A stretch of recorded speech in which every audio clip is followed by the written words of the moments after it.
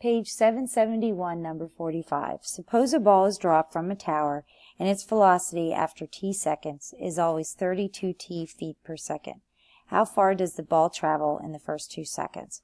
So what we're really trying to find is the value of the definite integral, which will be the same as the area of the curve, and this is the culmination of this section, which was the area problem. How do you determine how much distance is traveled instantaneously?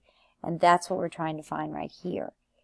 So what we're going to do is, like before, you should make a graph to see what kind of shape you have. They're not always triangles. This just happens to be another linear equation, so it is. It could be a rectangle. It could be a trapezoid. There's all kinds of shapes it could have. But for now, we have a triangle again. So I put 0 in for t, and I got 0. And then I put 2 in for t, and I got 64. So I have this shape of a triangle again. So this is again going to be a triangle.